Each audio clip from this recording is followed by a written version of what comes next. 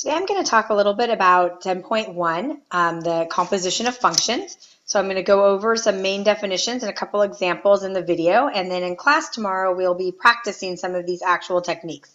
I'm assuming that some of you have talked a little bit about composition of functions perhaps in a previous class, Math 125 or an Algebra 2 class.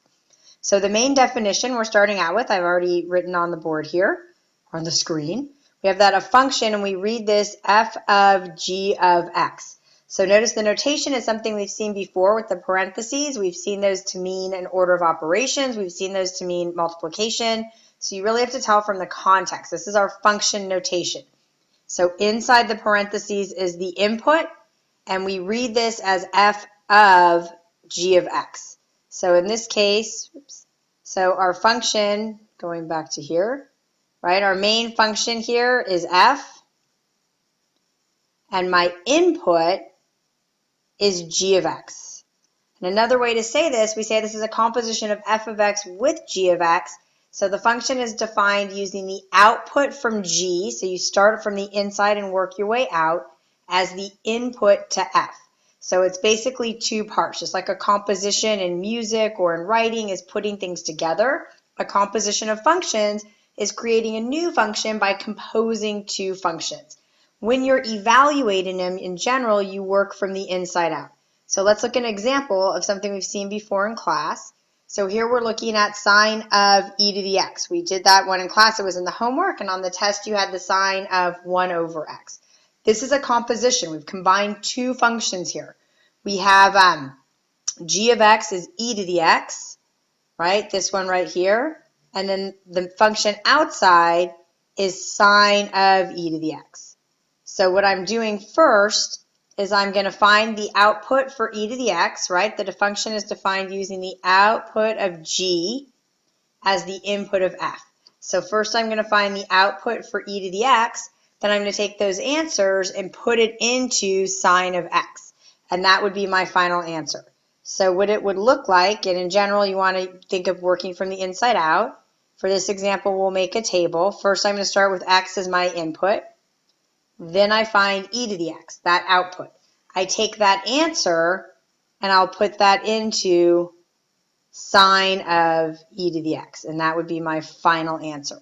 So for example, if I wanted to do when x was 0, e to the 0 is 1, and so now I'm finding the sine of 1, which you can use your calculator to check is about 0.84.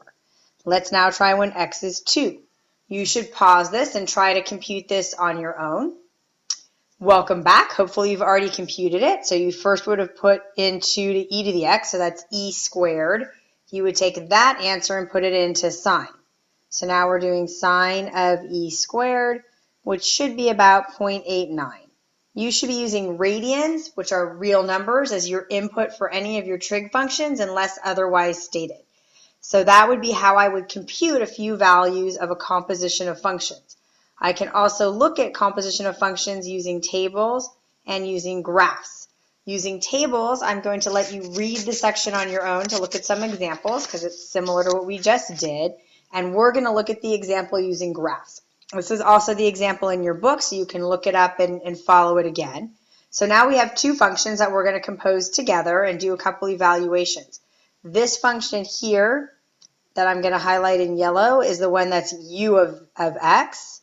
And then we also have this function over here that we'll mark in green, the linear function that we're calling v of x. Same idea. So now I can compose those in whichever order I want. So part A, we'll keep that green. We want v of u of negative 1 is the way you would read that. Always start from the inside out. So I'm starting with that x is negative 1. Then I have two functions to choose from, u or v. So if I want to see which one it is, I go right next to it, and I'm putting it into the function called u, which is my yellow function. So here I go to where x is negative 1. On my yellow function, I go up to the graph, and I read, and it looks to me that u of negative 1 is about 1. So that's what they said here. I'll move it up to make sure that my face is not in the way. So what they said right here, right, is that we start with u of negative 1, and from the figure we saw that u of negative 1 is 1. That's right here. We went to x is negative 1, So the output is positive 1. Now we're using that output, the number 1, and we're going to put that in the other function, the function that we called v. Right? So in other words, v of u of negative 1 just means v of 1. Right? Because u of negative 1 is just 1. So now I go over to my green function, and I'm going to go to where x is 1. Whoops, that color combination didn't work very well. I'm going to go to where x is 1.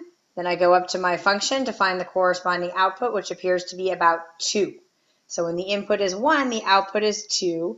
So we have here that our very final answer, since v of 1 is 2, we say v of u of negative 1 is 2. Just like we had done on the table with the formulas, but now we're using graphs. Let's try one more together. I'll scroll it up. I'll let you guys read C on your own, but we'll look at B. So for part B, so we got to go back to the original problem here. For part B here, they want us to find u of v of 5. So my input is 5, but now I'm starting at the function that's called v, which is this one over here with the green highlight. So I'm going to go to where x is 5 on this function and go down to, so where x is 5, and I'm going to go down to the function. Looks like my function value is about negative 2. So v of 5 should be replaced with negative 2. Right? So this is negative 2. So I'm going to use that output now as my input for u. So I go over to my function that's u, the one highlighted in yellow, and I go to where x is negative 2, and I see that u of negative 2 is 0. So u of negative 2 is 0. So my final answer here is 0, which is what they've written up here in part B. You can see it if I scroll it up for you. Since v of 5 is negative 2, we have that u of v of 5 is u of negative 2, which we get is 0, reading it from the graph. The last skill you're going to need in this section is something that's called decomposing a function. So I had an example ready for us here. To decompose is to basically work backwards. We have a function that's already a composition of two other functions. I can see it's a little bit more complicated. There's a linear function there in the exponent, but the function itself is an exponential function. So I've put together two functions. To decompose is to sort of work backwards and see which part is which. This is going to be a really useful skill, in particular when you move on to calculus and you have to analyze these compositions. You need to know which part is which in order to do the proper analysis. So you want to be able to look at how you can break and decompose this function. This one, what I would realize here is that, we'll go back to the yellow, the exponent is itself a function. So it seems that I had an exponential function. I could describe that as 3 to the something, and then I inserted a function in that part. So if I was decomposing this, I would say, all right, when I'm looking at h of x, this appears to be 3 to some other function. So there's my composition. So in this particular case, if I let g of x equal 2x plus 5, and then I call my actual function f of x 3 to the x, when I put these two together, when I look at f of g of x, that does in fact give me 3 to the 2x plus 5. So I can break it down that way. At this point, you should read the examples in the book as well to go along with the video.